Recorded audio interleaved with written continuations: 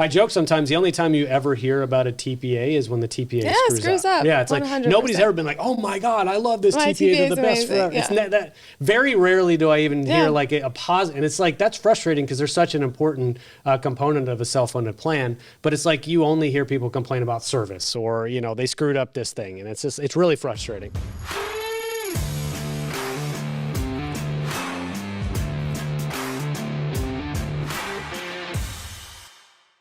Hey, what's up, guys? Spencer Smith here, host of the Self-Funded with Spencer podcast, sponsored by Pareto Health, ClaimDoc, and PlanSite.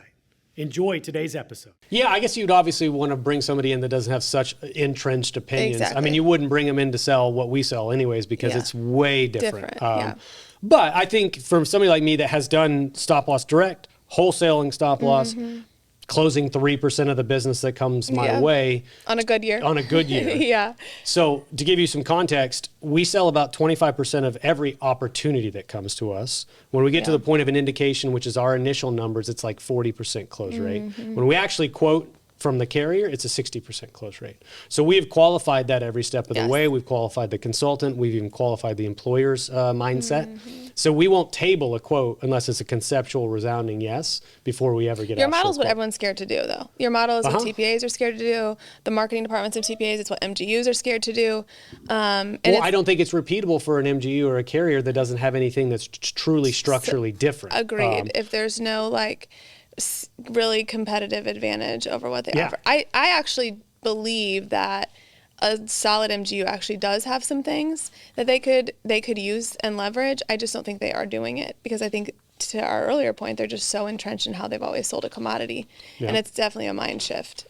It is. I mean, I to your point, I think you could do it. You'd just have to be very particular about what is different about your offering, who is the right fit. This challenge with stop loss, though, on an individual case-by-case basis, half of them are declines, right? The manual rates make it where it's impossible to quote every case you want to quote and be competitive. With what we do, there's a lot different in the structure because of the scale. And then we've qualified it, at least the mindset, where we can sell a little bit higher. If I'm an MGU on a spreadsheet and I'm only quoting half of the cases that come my way, and then I'm one of 10.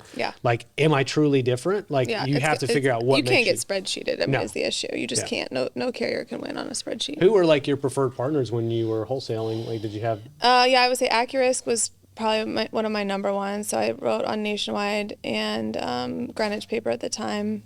Certus, who got acquired by Valence. Breckpoint, who does a Tennessee-based captive.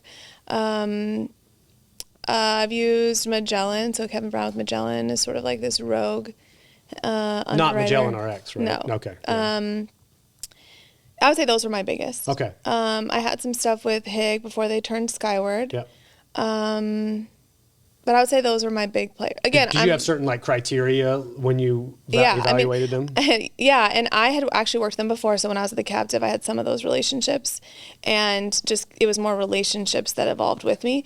But I was more just like, I wasn't somebody who would send to 20 markets or, and I would get so frustrated when people would want help and they'd be like, well, I can go to, Stealth and they can send it to all these people. I'm like, well, you should. I'm not telling you not to, but that's just not how I roll. Like, my carriers know who my other carriers are. They know I share competition. So I'm going to share this quote with this person. I'm going to tell them why I like this quote better. If you want this one, this is a better fit for you.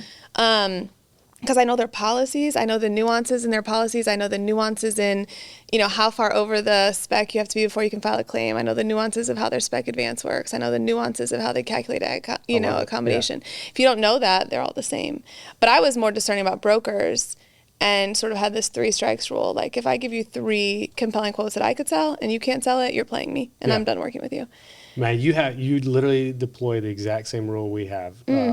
We have a couple rules, and we're on, right? So I'm just making sure. Okay. But we have guidelines around how many opportunities a consultant can come our way and come up empty before we discontinue a relationship, or at least have a conversation about, all right, what's going wrong? What are we missing? If you truly want to do business with us and we go 0 for 3 or 0 for 4, something's missing in this equation, right? And if we can have a good conversation about how to correct the course, cool. But if it's just like, oh, I just not feeling it, then we say, okay. Yeah, they renewed fully insured. You have the confidence to move all on. Three all of them renewed. You didn't think about maybe pressuring a little bit harder. Yeah, you're not. Are you sure you're not just using me to buy down your rates? Exactly. Are you sure that's not what's happening? Yeah. But that was, even when I first started doing it, people thought it was like ultra aggressive. And it was like, you don't understand. Like, you burn your markets by just sending them quotes that they'll never, I mean, they already, like you said, we already have a low close ratio. So to just send them cases, they don't need practice. No, they don't need practice like, quoting. Yeah. And I wouldn't even send to all the, I knew who was going to be a good fit. Some, carriers are drawn to certain industries or want to avoid certain industries and if you take the time to get to know your partners, then you immediately, when you look at a case, you know who's going to be the right fit for somebody. Yeah, I appreciate the approach you had, and we'll get started here in a second. We are started, so we'll probably just keep this. But the approach you take versus just that rate shopping, right? There are GAs where it's like, this year we're putting a bunch of business with this carrier, right? And then when they beat that carrier down and they're way below, I actually was going to post about percent to manual today. When their overall percent to manual is very low, and those are unprofitable cases, those carriers course correct at renewal time, and they go, well, okay, let's shift all this 25, 50 million over here instead, and it just really becomes a rate play every single year. Industry. Yeah, and it's one of the things that I believe is wrong as well. So why don't we introduce you now, Madeline? I think we'll keep a lot of that. So I'm here with Madeline Smith, the founder of MADDRS, which is MADDRS. Yes. Is that an acronym that stands? Is. Can you tell me what that acronym means? Yeah, it stands for Making a Difference, Directing Real Strategy. I love it. The joke is it looks like Mad Doctors, and so when people struggle because they'll add an E or something, I'll say it just looks like Mad Doctors, which is funny because I'm health insurance. I don't make doctors mad, but the name. Every once in a while, it's an easy way to remember how to spell it. So MADDRS, awesome. And so you are, I guess, one of the industry's best kept secrets, which hopefully, obviously, will shine a little more light on what you do. But I know a lot of your work goes on behind the scenes. You're like this consultant ninja. So I want to tell your story. Was it Rachel calls you the Ray Donovan? Yeah. Which I haven't even seen Ray Donovan. I haven't seen it either, but I think I know what she means. I prefer like the Olivia Pope reference because I've seen Scandal, but I've never seen Ray Donovan. But yeah, Rachel says, I don't know. I guess he just fixes stuff. Yeah, I think that's what he does. Yeah. So that's what I don't murder people. You don't. I don't think you don't carry a gun. No, I don't fix it that way. So all right, but let's tell your story first. I think because I want to spend quite a bit of time on what you do, and then obviously we'll talk about the book as well towards the end of this conversation. But let's go back quite a ways and who are you? Where'd you grow up? What'd you study? All that fun stuff. Pareto Health is the manager of the largest employee benefits group captive in the United States. And it's also now the main sponsor of the Self-Funded with Spencer podcast. I chose to partner with Pareto Health for three main reasons. Number one, their dedication to improving the world of health benefits. Number two, their mission to reduce volatility and to make self-funding simple for mid-sized employers. And number three, the strength and scale of their program. With over 2,300 member groups and more than $1 billion of stop-loss premium under management, Pareto Health is the most robust solution of its kind in the country, period. Stay tuned for more information because I'm sure I'll be featuring them on an episode of the podcast very soon. Visit Pareto Health at paretohealth.com or follow them on LinkedIn to stay up to date on the latest news and developments. Yeah, so I'm from Illinois. I'm a Texas transplant, so I'm here for life now. But from Illinois, a small town in central Illinois, really nerdy in school. So the grades, marching band, all the things, newspaper editor, spelling bee, all those things. Did you win any spelling bees? Oh, yes, I did. You did? Okay. Yes, thanks for asking. Sixth grade. Sixth grade spelling bee. Do you remember the word that you clinched with? A bulbous. Okay. BULBOUS is what I lost regionals. I was like number 4 in regionals because I won the school spelling bee and I went to regionals and I lost in that word. My parents will never let me forget it. That's funny. And you'd never use that word, but I will never forget how to spell it. So I went on to a liberal arts college. I fell in love when I was the school editor. I fell in love with journalism and was really sure that's the path I wanted to go down. So I started my degree in journalism and advertising. Okay. And I was in the classroom like, this stuff is not that tricky. I'm pretty sure I could learn this in the field. I want to do something that I can't learn somewhere else. Okay. And I was raised in the church and I loved that part of life. And I took a religious studies class and really loved the curriculum and was like, I'm going to do an old school liberal arts degree and I'm going to learn journalism in real time. So I switched. Where was the school? What school? Bradley University. Bradley, I know Bradley. Yeah. Yeah, so I switched and did a dual religious studies philosophy major. Actually started on the path to becoming a pastor, which is funny because I talk like a sailor half the time. But that was the path I was going down. And as a senior, I met my husband and kind of everything sort of changed from there. I was excited. He was ready to kind of follow me wherever we were going to go on this crazy adventure. And we did. We moved to Boston, and it was out there that I realized I love the business side of nonprofit and church and all of that. And so we sort of course corrected and took a different path. I decided to go back to school for business instead of theology. Okay. So I got my MBA, and as I'm doing all of this, I'm working in social work. So my degree, you can't get out of school with a religious studies degree and go do anything. Good. So I started being a caseworker when I was 19. Okay. And kind of worked through different nonprofits, and eventually just was getting really burnt out in the nonprofit space. So I'd worked in everything from child welfare, juvenile court, foster care, disability services. And I just cared so much about what I did. I would come home and my husband would be like, "You're getting so burnt out. Like, I don't see you sustaining this." And so at his encouragement, I was like, I'm going to try something else. And so right around that time, there was a healthcare captive who was looking for someone to do marketing and sales. And I thought, well, pretty much nonprofit marketing and event planning and development is sales. Like, that's all I've done. So let me try it. So, well, how did you, so that's an interesting transition. Totally I want to random. ask the question though. So like, how did you discover this healthcare captive had this open position? They had a job posting, and I was Yeah. it was literally a job posting. And what's funny is at the time I knew nothing about insurance. So I don't know, I was in my 20s, and I don't even think I really understood what a deductible was and how it all worked. I'd never been a high utilizer of healthcare. Yeah. But I'm like, I'm young, I can do anything, invincibility, I could do this. So I went to an interview. I really connected with the people. I felt like this could be a good fit for me. I figured I could learn all the insurance stuff. Of course, yeah. It can't be that hard, right? So I start, and then I realize how much I don't know. And they were really kind of in startup phase. I mean, as an entity, they weren't a startup, but in the place of their evolution, it was kind of a startup. So there was a lot that had to get done operationally. And so as I'm there, I'm realizing we have more to do on operations than we do marketing and sales. And at the time, the CEO was like, "Well, we'll just put you in charge of operations then." And I'm like, okay. Did you show an interest in it? I mean, I think I showed I love what this can become. We need to do some things. And so I think they probably just knew I was that person who'll just figure it out.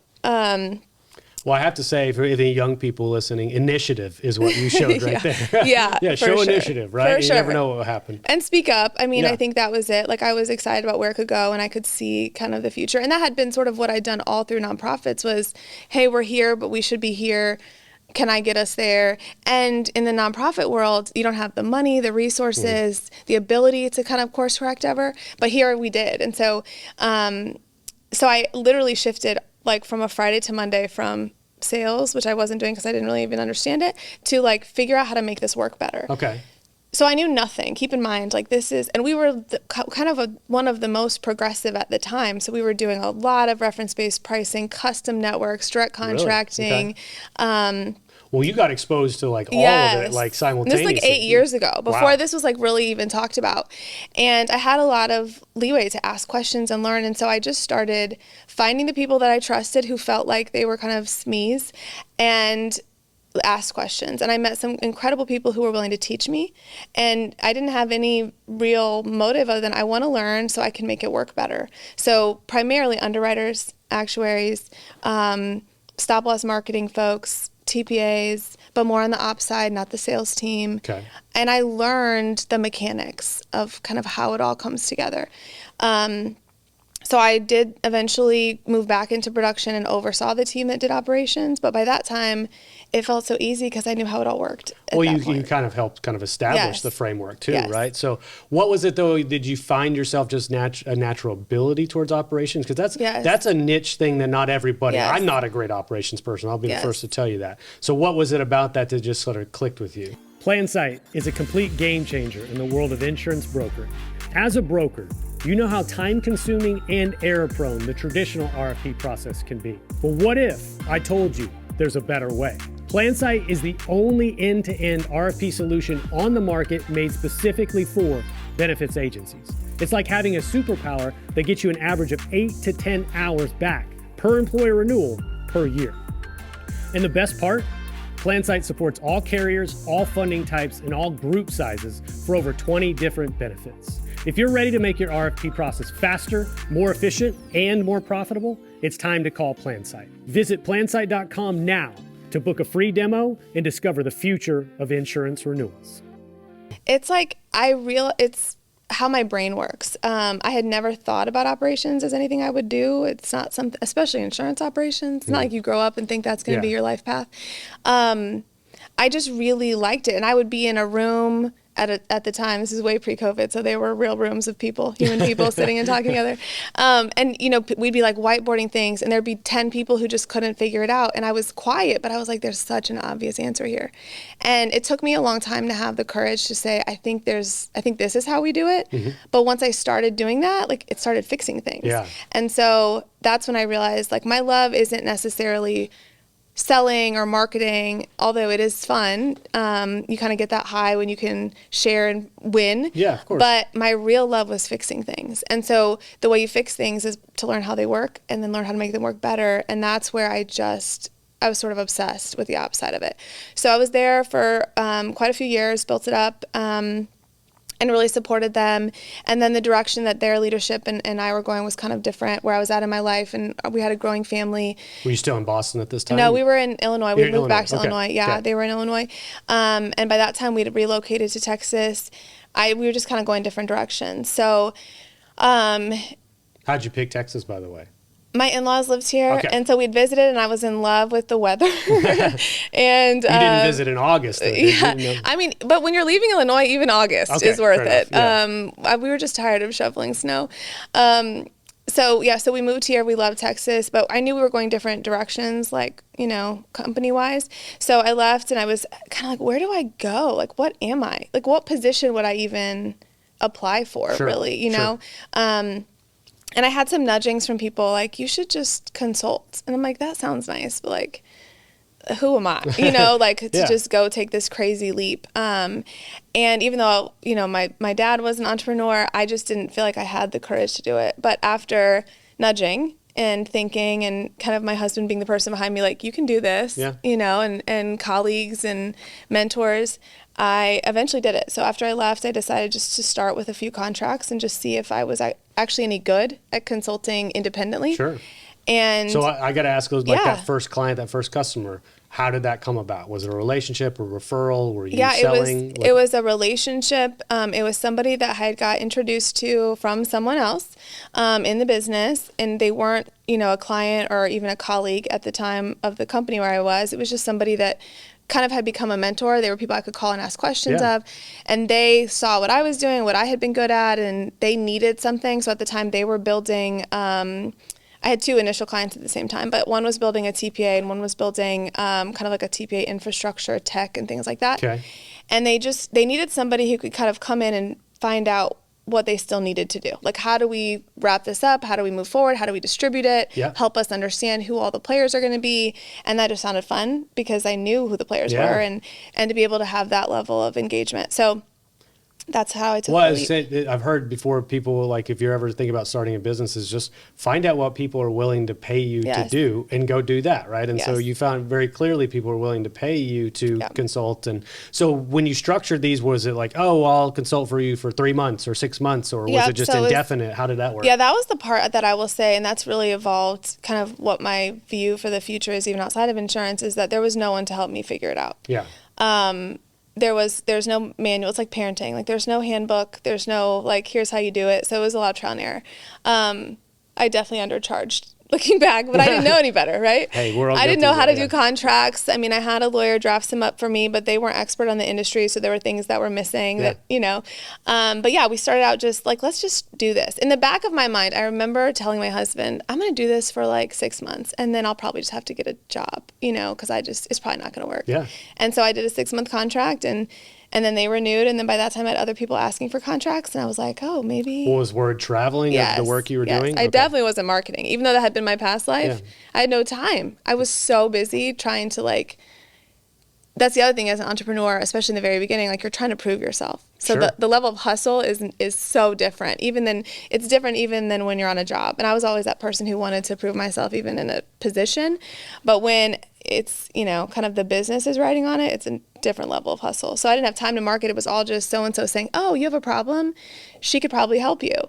And sometimes it was very specific. Sometimes it was like, we don't know how long this thing will take, but we have this one specific problem. If you could just come help us. Yeah. Or we actually have a team that needs to learn this thing. If you could come in just for these 2 days and teach our team this and let us ask you questions. So contracts range from like hourly, monthly, long-term. Surely though, you've had some of these companies try to hire you full-time though, right? Oh, like, yes. Yeah, I'd imagine, right? It's like, why would we want her to spend her time anywhere else? Like let's. There's two that it's kind of become a joke because they're like convinced that if they could just. They just keep sliding that piece of paper over, like you can sign this whenever you want. Yeah, it's pretty funny. But it's not, once I got the bug of like, I can do this, then it was like, I don't know how I could just work for one person. Yeah. That's kind of what I enjoyed most about consulting is I have multiple projects going on at the same time, and it's all stuff I've handpicked that That's I can awesome. actually help them. I'm a good fit for it. I've had clients I haven't taken on, and it's not been adversarial. It's just like, I don't know that I can help you in the way that you've need. I've even had clients who I've helped them for a while and then ended the contract early because they're not where I thought they were, and they're not ready, or I can't help where they're at right now, right? These are the things you need to do before. I don't want to take your money, and I can't help you yet, right? So go here, and then if this gets like this, then maybe. And it's been a blast, really. I mean, that the side of consulting where I'm really fixing problems has been awesome. That I can move levers behind the scenes of a TPA, or getting a TPA and a PBM to talk to each other, or getting a carrier and a TPA to like solve a problem when their block is falling apart.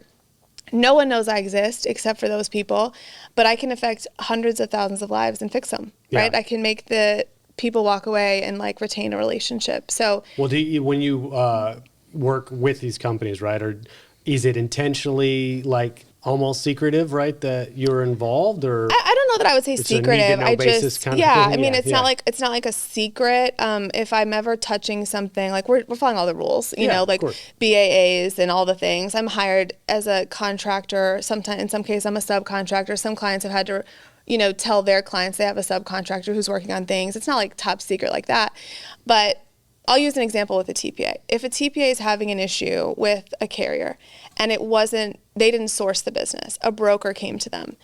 It's the broker's business and the broker placed the stop loss, but the TPA and the carrier are fundamentally disagreeing about something. Let's say a big ag claim or a spec hit or something. They will include the broker, but a lot of times the broker can't fix it. All they can really do is like call the carrier and yell at them, call the TPA, yell at them, and just say, fix it, or I'm going to lose my client. Yeah.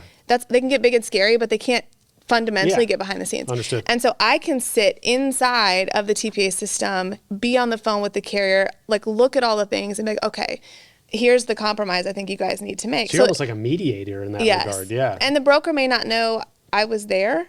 Now, there are cases where like they'll only bring me in when they know the broker would be fine with it. But that's an example where it's not like a secret. It's just like I'm here to fix it. I'm just here to make it work for the client ultimately. And they know that the broker is not likely in a role to be able to do that. I just had a conversation this last week, because I've consulted for MGUs and captives and carriers, and then for TPAs and PBMs, I've seen like the systems on all sides. So like when a TPA is arguing with me about what's happening on a quote or a renewal, I can actually tell them in a different way, here's what is happening, because I've seen it. And when a carrier is saying, I don't understand why the TPA's report looks like this, I've seen the TPA's claim system, and I can say, I can tell you why that report looks like this. So I kind of have been able to be behind the curtain on all the sides, so I can say, this is the piece you're not looking at. Like, and that's been the most fun, is bringing people together, is saying you're both partly wrong and partly right, but there is somewhere in the middle where ultimately everybody can win. It's sometimes good to have like an independent evaluator. Yes, that's the best part. Yeah, so it's like I'm not selling anything. Yeah, you're not selling anything. Your job is to solve the problem in and of itself, right? Not everybody's going to get 100% of what they want, but if we come to a resolution that everybody at least can agree on was a good thing ultimately, and we all kept the client, they're now satisfied that the problem is fixed and we get to move on. Exactly. That's a proper outcome. But it's when people are dead set on being right or proving somebody else screwed up, up. I mean, that's what I joke sometimes. The only time you ever hear about a TPA is when the TPA screws up. Yeah, it's 100%. Like nobody's ever been like, oh my God, I love this TPA. They're the best forever. It's that very rarely do I even hear like a positive. And it's like, that's frustrating because they're such an important component of a self-funded plan. But it's like you only hear people complain about service or, you know, they screwed up this thing. And it's just, it's really frustrating. It's the least glamorous. So one of my recent projects was to help build a TPA, which is funny because people who've worked with me know that I said the one thing I would never do. I was told, like, you should start a TPA. Like, oh, never. I would never do that. Like, why? Because it's like the least glamorous, least overhead, highest, like, it's just awful. Like, I mean, highest overhead, least margin business. And I think part of the reason now, having helped build one, is that people don't understand what a TPA is or is supposed to be. And until you've worked at one or worked in one or worked behind the scenes with one, you just really don't see the struggle of what it is. And I think having been in production, I can say I dumped a lot on a TPA, sort of creating this relationship where I expected them to do all the things instead of treating them like an administrator. Okay. And if you look at what they're paid versus what we make is in production, versus for what they do, you know, we looked at them to create the SPDs and to handle customer service and to process the claims. Most producers aren't reading the 100-page SPD. They just take the TPA's SPD, and then when something's wrong, they go back to the TPA and say, like, oh my gosh, you totally hurt my client here.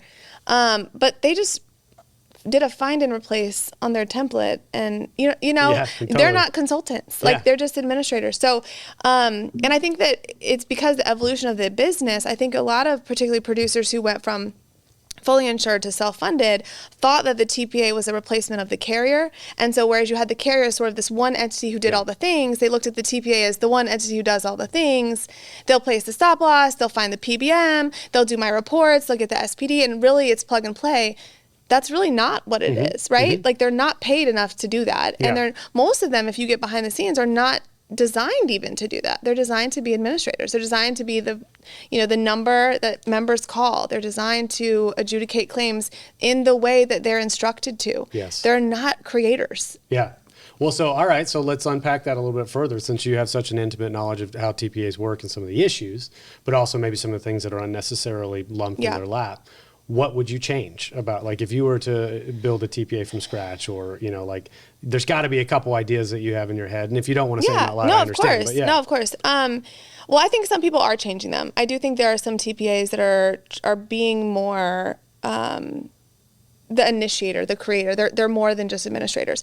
I don't necessarily think the structure has to change. I think we just need to communicate better. Okay. I think TPAs, brokers, production, and stop-loss carriers need to have conversation where they explain their seat at the table a little better instead of assuming that everyone knows. Okay. So, for example, an administrator, when they take on a new case and we're rushing, I know neither of us have ever done this, but you have a case that's like renewing in 30 days, the renewal's not done, you can't close the renewal, now you're scrambling and you close the case in under 30 days. We go to the TPA and we say, you have to implement this, do us a favor. Like, I have to have we need cards in hands. So what does the TPA do? Instead of saying, we can't do this, they go to help us out, right? And they'll say, sure, we'll do this. And we'll try to get the cards, there's a chance they won't have them. But what they're not doing is like a deep dive into the benefits. They're looking at the basics. They're not looking at the nuances of the formulary and the nuances of integrating with that PBM. They're not looking at maybe the VIPs who have special circumstances that the group's already set up with their previous carrier. So TPAs don't communicate up front and say, hey, like, we need to know these things or we can't deliver. So 2 months into the plan year, so-and-so goes to pick up their script and it's always the CEO. Because they just said yes. Yes. Yeah. Like, yes, we'll do it. Of course. Yeah, like, we'll be agreeable. And I think I think it's the lack of communication. It's being too agreeable, and then it's not saying, hey, look, here's how things work. Like, our system takes 3 weeks for this to be good and loaded. Okay. And then it could take us 2 weeks to test eligibility files. And then there's a chance that they'll go to the pharmacy and they won't be in the system yet because we waited too long. So it's just, I don't know that there's fundamental change that has to happen. If we're not going to fundamentally change the way TPAs work, then we all just need to have more real conversation. Well, then how much shift to tech is helping, right? Because I know a lot of TPAs are a lot more tech forward than they used to be. There are legacy systems out there that are 20 years old, 20 plus years old. So, like, Is that going to be part of the problem, or is that just putting a sort of shiny Band-Aid on top of it? Yeah, I think it's helping. I think, though, if you think about the ecosystem of healthcare, it's not going to matter how tech forward a TPA is if providers don't get there, right? So a lot of people don't understand even like how claims are electronically submitted to TPA. So just because you're tech forward doesn't mean your particular, these providers can submit it to your vendor that talks to that TPA. There's just so many nuances to that, and none of us have really taken the time to understand how that works. I think it helps. I think tech definitely helps, but it doesn't take away the fact that the fundamental problem is not understanding everyone's role. And not understanding, and maybe it's different. Like there are some TPAs, like I've said, who can create, right? Who can say, hey, we have different programs. Which one is a good fit for your client? But those conversations aren't what's happening. I don't see a lot of that. I see a lot more conversations from the production side, like this is what I need, this is the client I have, and the TPA is saying like we need business, right? Because it's kind of a dying, struggling industry. So send us business, and so we've sacrifice the real conversations about what each of us needs to do to make this work for the client. Yeah. Well, that's interesting. And I've seen the evolution. I know you got involved, and maybe we'll touch on a little bit of like kind of the wholesaling side or the GA side of stop loss, whatever term you want to use. But it's like it used to be something that was predominantly done through the TPA. Yes. They controlled the shopping of stop loss to independent markets or separate stop loss markets. Now I see that happening less and less and less. GAs have obviously proliferated. There's other sources, tech sources now that you can get quotes from. So how do you think that's changing? Maybe what are best practices in your opinion about stop loss quoting? Yeah, I mean, I think if a TPA has the robust team for stop loss marketing that they should, it makes sense for them to do it because they know they're the ones who are going to be filing the claims. They're the ones who are going to be housing the policies. It makes sense. What I've seen too much of is you have TPAs who are phenomenal at claims processing and customer service and reporting who don't have a really robust stop loss marketing department. And so in some cases, it doesn't make sense for them to do that. I think shifting the relationship away from TPAs and carriers has put a little bit of a gap between TPAs. So TPAs have kind of become a commodity when the GAs and the brokers are shopping the stop loss and they're just picking a TPA off a list. Yep. We're losing, again, the nuances of what would make one TPA partner a better fit for a particular client or carrier. Carriers have preferences. They have TPAs whose reporting they like better, whose claim filing they like better, whose teams they like better. I hate to say it. So, but we lose some of that when it's like, I'm placing with this carrier, here's the approved TPAs, here's what I'm going to pick. Or when we go to a TPA and say, here's our list of demands, here's the PBM we need you to work with, and here's what we need the admin fee to be, and can you execute? Instead of saying, like, what are you good at? Yeah. Like, are you great at value-based, reference-based pricing? Are you great at direct contracts? Are you great at PPOs? Are you great at kind of navigating care? Are you great at 24/7 service? Do you have boots on the, like, what is it that this group needs? And who's the TPA that's going to be the right fit for that? Well, and I'm a component of obviously picking solution providers that are sort of best in class on their own. However, you do have to make that consideration, like you said, is like who actually also works well together. The sum, whose sum is greater than the individual parts, right? If you just pick and choose off a shelf and slam those together, it doesn't mean it's going to work, even if in their category they technically might be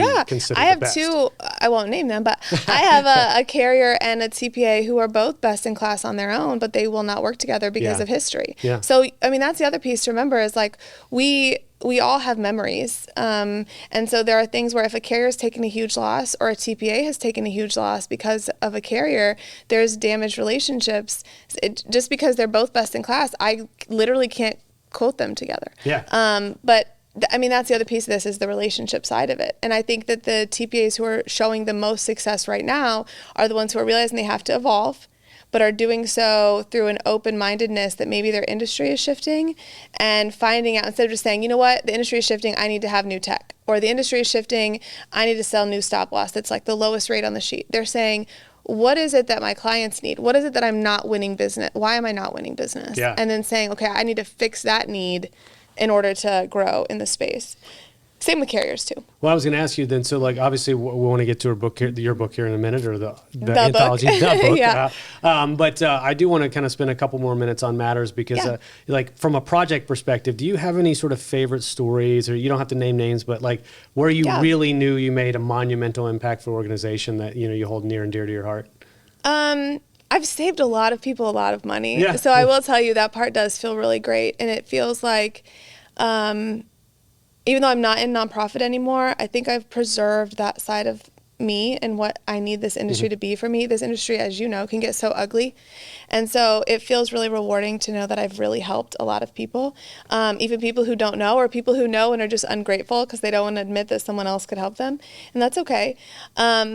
I've had a new project this year. So I did an RFP for a hospital system. Okay.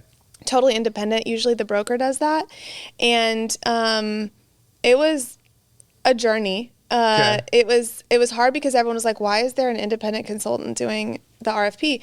And it took people a while to get used to the fact that like there's no rules. Like the client can do whatever they want. It was a client that I've known for a long time and I know them well. So I know TPAs well. So they were doing a TPA RFP.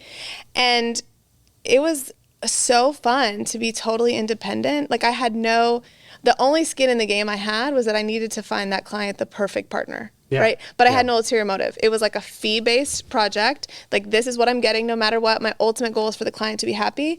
And a lot of people didn't necessarily love it around the outsides because it was so different than anything that usually happened. But I came away thinking, like, this is how RFP should work. There shouldn't be this, like, ulterior motive where the broker really wants it to go here because there's other reason, So that was really fun. I also just love the client, so that made it a fun project. I will say that I still have a love for stop loss. I told you I've done a lot of GA wholesale. I like the science art, like we've talked about before, of stop loss. I don't think it's a commodity, even outside of where you have a real competitive, captive, and that's kind of where I cut my teeth was in captives. But I love that side of it. So the projects where I get to deal with a really large claim and everyone feels like they're at a loss, or deal with where a block is starting to go down and the carrier doesn't understand why, or a TPA is struggling to find the right carrier partner. I like those where the fix has a huge impact, like ripple effects kind of in the space. Well, and as you sort of evolve this business, and obviously we'll talk about what the future holds for you, how do you pick and choose projects these days, right? Because you have limited capacity, you have a lot going on in your life, which everybody does, right? But there's only so much time to go around, and now it seems like you obviously have the ability to be more selective in nature of what you choose. So what are you looking for as projects come across your desk? I will tell you, and a lot of people will probably disagree with this philosophy, but it's really just the people. Okay. So I've done enough where I've had projects where it paid incredibly well. But the people or the mission or the character just didn't jive with me. And now, to me, I'm at a place where the most important thing for me is if I'm going to pour my heart and soul into a project, I need to know that it's the right fit as a client, as a team, whoever it is I'm working with. Because kind of like back in my nonprofit days, like I throw myself into it. I eat, sleep, and breathe it. And so if I'm going to do that, it has to be for people whose character I feel like is aligned with mine, whose mission is aligned with mine. So 5 years ago, that answer might have been different, but now that's what I'm deciding is the who on the other side of the project. Pretty much what I do stays in the realm of stop loss operations, TPA, that kind of stuff. But which projects I'm going to take on is the people behind it. Cool. And now let's kind of shift gears a little bit and shift in kind of the future. Well, I guess I think the future is sort of based on the recent anthology. So a whole lot of money in this MoFo. We have to talk about the title, I think, first, obviously, and then we'll talk about what the book was and ultimately the mission behind it. So tell me, what was the original idea, inception for this book? So originally it wasn't even going to be an anthology. So originally it was just, I was fed up with what I'll call like pseudo disruption. Yeah. Where we talk about being disruptors, but we're actually doing the same thing, just with a different, color. And I was just frustrated and I was tired of what it was doing to the industry. So I was like, I just want to write a book where I just tell the whole truth. I have nothing to lose. Like, I'm just going to tell the whole truth. Nobody might buy it, but it's okay. I'm just going to get it out there. Show my kids, this is what you do when you believe in something. And then as I started writing, I realized that I really wouldn't be here if it weren't for a dozen people who were not, like, totally unafraid to do the right thing, even if that compromise cost them money or a client or whatever. And they were willing to teach me with no asks in return. So many people who were willing to teach and share knowledge with me. And so coincidentally, most of those people would not take the time or even put themselves in a position to elevate themselves or be seen or project themselves as subject matter experts. And once the publisher kind of took on the project, I thought, I have a platform here where I can go tap people that I know have something to share and say, like, let's use this platform to do it. So that's why it became an anthology. I did a call for submissions just to kind of see if people were interested at that point, if people wanted to write. And that was quite an interesting project in and of itself. Yeah. But what was really neat is that there was a hunger in the contributor space. So many people had a truth to tell and loved that they had an opportunity to tell it. And they wanted to tell it in a raw way. Yeah. So part of the whole point of the book, the title, the cover, all of it, is that it would be sort of untempered, that we wouldn't just mute and be, a business textbook. Wouldn't be really buttoned up, right? I didn't want to do, there's too much of that at this point. That's part of the problem, I think. So, so you felt that like that title sort of suggested that you had the opportunity to kind of tell the truth a little bit more. So I was on a run, and I, like, my husband's probably laughing at me, but my life is sort of like this playlist of like explicit music / gospel all over the place, right? And so I'm listening to a song and I'm like, it's really, there's so many songs that I relate to our industry. And I was listening to the song and I was like, that is exactly what's wrong with this business, is that there's so much money hidden in places that are driving decisions. They're driving good and bad decisions. And so I texted the publisher and I was like, you're going to think I'm crazy, but this is what I'm titling it. And, a lot of people don't understand the process, but particularly when you're doing hybrid publishing, you have a lot of control, but you also the publisher can say yes or no, right? Okay. And so she loved it and was like, this is, exactly what we need. So, but I will tell you a funny story about the title. So my grandpa's almost 90. Okay. And obviously my mom's all proud of the book, and she was telling my grandpa about it, and I guess he didn't know what a MoFo was. Yeah. So you have my mother trying to explain to my 90-year-old grandpa what a MoFo is, and my mother doesn't cuss. So I really wish I could have heard the conversation. Did grandpa end up getting it, though? Yes, he got it.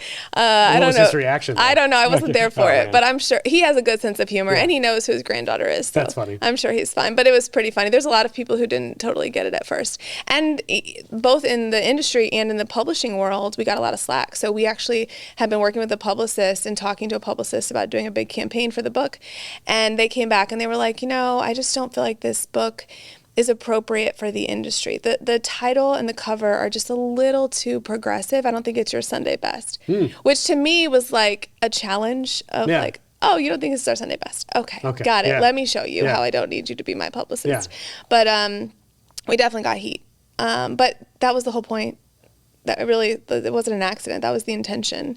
Well, do you think so? Ultimately, like now that you look back and it's been completed, obviously you're dealing with individual contributors, and if anybody's listening, I contributed a chapter, right? So I might as well just mention that self-fund or die, which I may end up trying to like trademark or something. Yes, you should. But it was such a joy to get an opportunity to just. I made a post last week about constraints. I like when I have a lane to go down and like you let creativity get channeled and focused into something. When it's just like completely free, you're like, page, what do I do? But anyways, when you look back at kind of some of the challenges, obviously getting revisions, getting edits, asking people to do more, like ultimately the project of itself, were you glad you did the anthology model and were you happy with the outcome? I am glad that I did the anthology model because it was an opportunity to elevate the people. It's not an accident that book 2 is not an anthology. Okay, fair enough. Yeah. So though it wasn't terrible. I think what was it makes sense if you think about it, that my goal was to bring really powerful people together. And when you do that, it's very difficult to help make it jive. Yeah. So they're not your chapter, but there were some chapters where there was some tension around like what we are allowed to put in a book. And a lot of people don't understand kind of all the things. It goes through legal read. It goes through so many levels of proofread. It goes through editing. And then I have a publisher approval. And then ultimately it's on my name. So like I have to approve. So that journey was interesting. I'm pretty close to all the contributors. I know everyone. It's not like anybody was strangers. That process was trying and difficult. What it did do though was like remind me how much I love writing.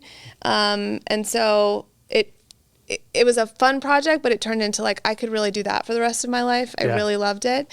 And so book 2 is not an anthology. Okay, so book 2 is not an anthology. I'm stealing back the writing ability. Yeah. Yeah, no, I don't blame you. Right? Sometimes you kind of bring people in. It's a collaborative effort, but ultimately you look at it and go, well, I want to write what I want to say, and have, kind of sole discretion over that. And I totally get that, right? Then the onus is on you to write it. Yes. But I think ultimately it becomes more of an extension of you than that anthology model. So what is book 2 ultimately going to be focused on, if you can share that? Yeah. So book 1 was for employers, and that's the other reason I like that it was an anthology, was because it brought together 13 different ideas that an employer can hear from different perspectives. Some production, carriers, everybody. Book 2 is a patient guide. So I genuinely wrote book 2 for the people like my mother, my mother-in-law, my sister, who ask me questions about how to navigate healthcare. Who want to know what a DPC is, who want to understand how to find where to get their lab done or their test done. Even though I am on the ops side of the actual service providers, I touch member situations all the time. And I really feel like we all want to educate members. And sitting behind the employers want to educate members, but it's so hard to do that.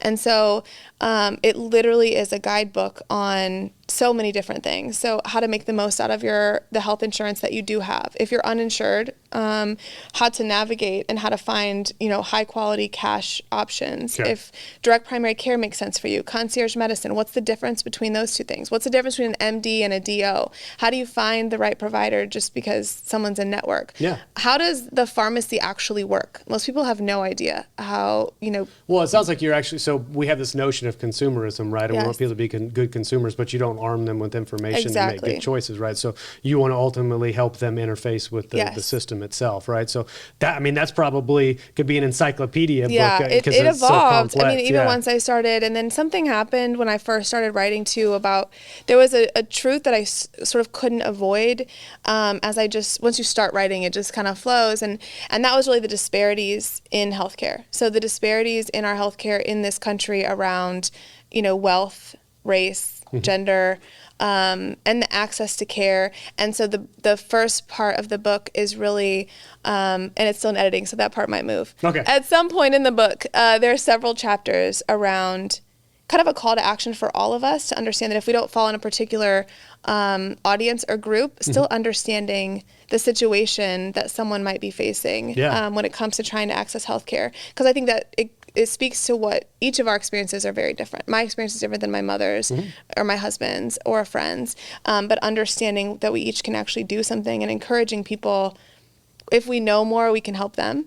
And so that part isn't necessarily as much of a guide as sort of what I've learned about the industry and what I think we can do to kind of help each other. Cool. And did you have I think ultimately you said you've got kind of a schedule that you're going to follow for releases and things like that. But so if it's in editing right now, like how much more massaging and revisions happen before it's ultimately ready to be published? ClaimDoc is a medical claim auditing and member advocacy company. We provide fiduciary services to employer-sponsored benefit plans, and allowing them to create an environment where we ensure that the benefit plans are being charged on a fair and reasonable basis.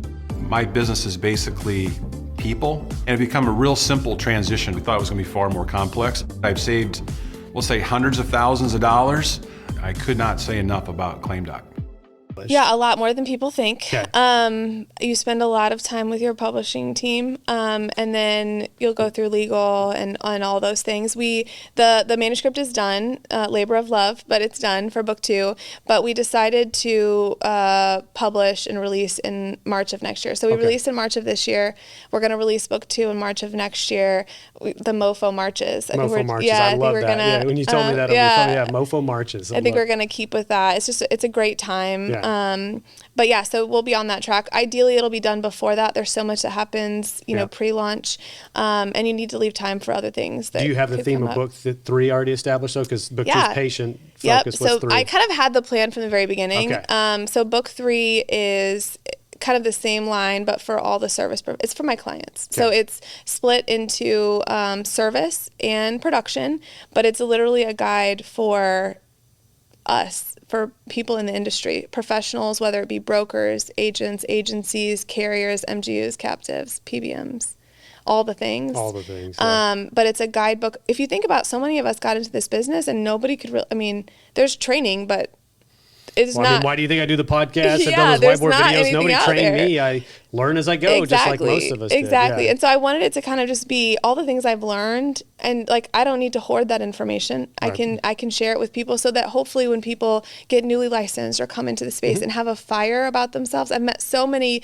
either young people or people who have that come into this career as their second career, who have a fire to do something different. But it's so hard to figure out how to do the different. Yeah. And so I wanted book 3 to be that. So everything that my consulting and coaching have been, but in book form. So that'll be book 3 of the Well, following so March. do you think being an author on a recurring basis is going to be part of your career, or once Oh, no book 3? question. Okay. So I, and I don't know if it'll always stay nonfiction, but I told the publisher after the first book, like, I got the bug and I like want to you keep got the writing. bug, okay. Yeah. She was like, can we just finish the books that we've already contracted You're like, in book for? 4, it's going to be this, in book 5, you're like, whoa. I was like, I think this series will be all I'm going to do in this space, but I definitely, the Well, writing. then as you sort of shift into this as being a regular part of your career, what does that ultimately you think would mean for MADDRS? And what do you, I guess, if I ask, what do you want to be, with your life when you grow up? Yeah. So I think MADDRS has definitely shifted away from the wholesale stop loss side and shifted almost exclusively to consulting and coaching. Okay. I was doing so much coaching, and a lot of my coaching would go, instead of being in a team consulting capacity, a lot of clients would say, hey, could you work with this one individual? And so it turned into a lot of individual coaching, so much so that I felt like I needed some firepower. I went and got a life coach license and really wanted to learn, am I on the right track? Am I qualified to really coach individuals? And I love that. And so I've done a lot of individual coaching. So I think MADDRS is shifting into, I will probably do, continue with public speaking and writing.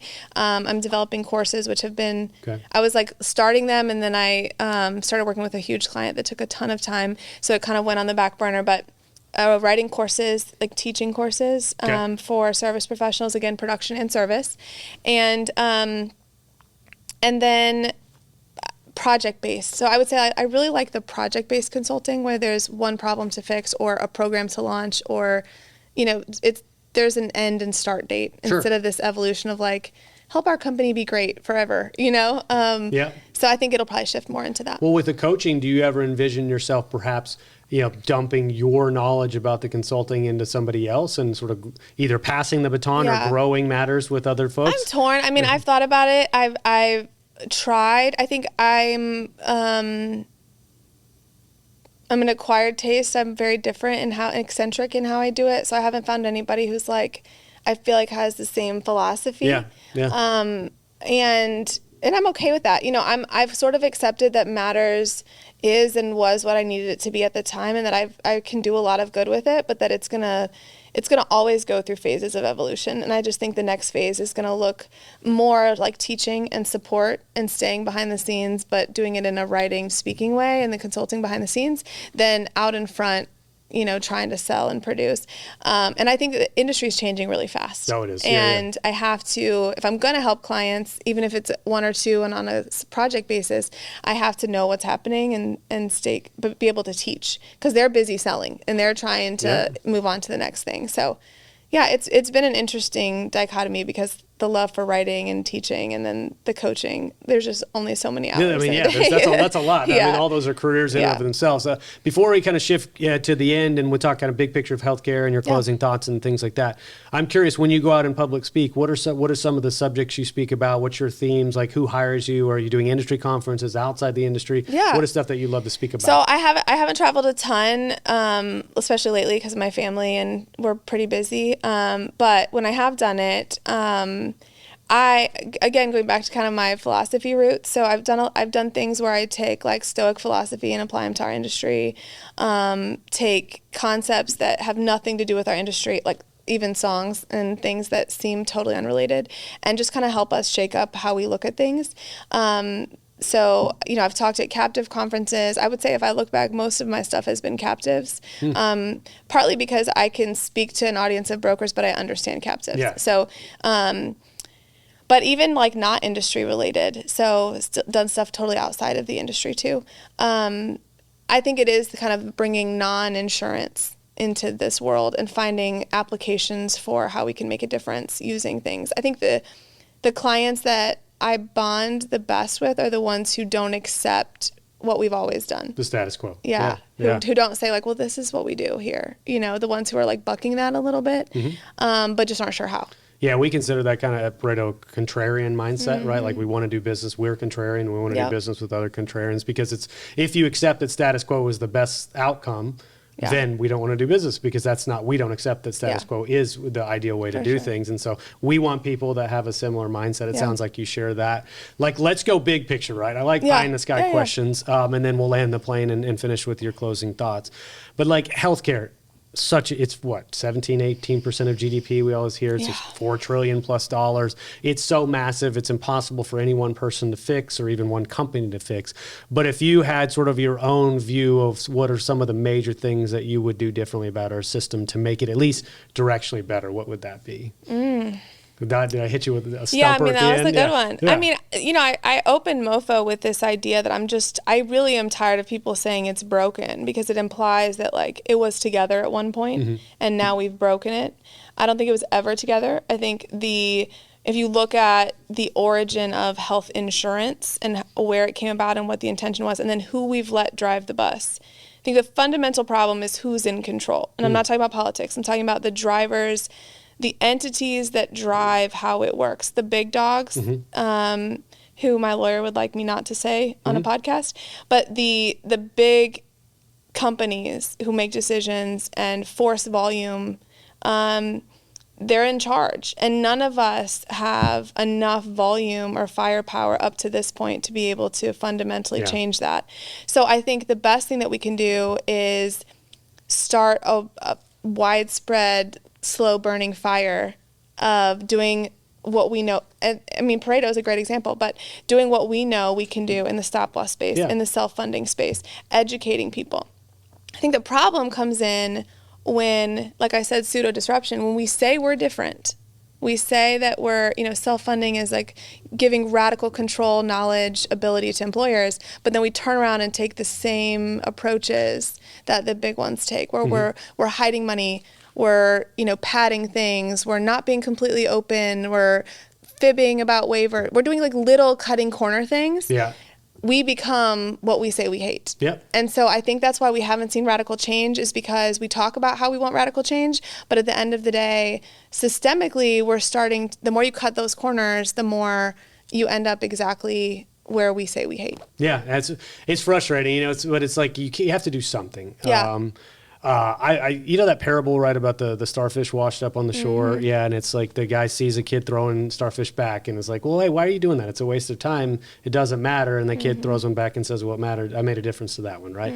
I think that's the level of acceptance we have to have in this industry, is that I can do the things that I can control. I can work in organizations that in their lane I believe are doing good work, and we can have perhaps impact at a certain baseline level. Maybe collectively we can reach critical mass to move the ship. But if I set out to go solve healthcare or fix the system myself, I believe that's a losing battle, and it's going to leave you ultimately frustrated and feel like you fail. So I have decided I'm going to pick lanes instead, right? And I'm going to have an impact in my lane. I think if there's enough of us, like that smoldering ember that you described, that we're all doing good work in our lanes, collectively, perhaps we can do good work. But can I raise you a parable? Please, So there's this, I literally just said this at a conference, but it's a story. I don't know where it was, but it was a contractor who was like known for his craftsmanship, and he was ready to retire, had like a 40-year career, and tells his boss he wants to retire. The boss says, okay, I just have one more house I need you to finish, and then I'll honor your retirement. And so, but he was done. He was checked out. We've all been there with jobs where we're like checked out. So he's checked out.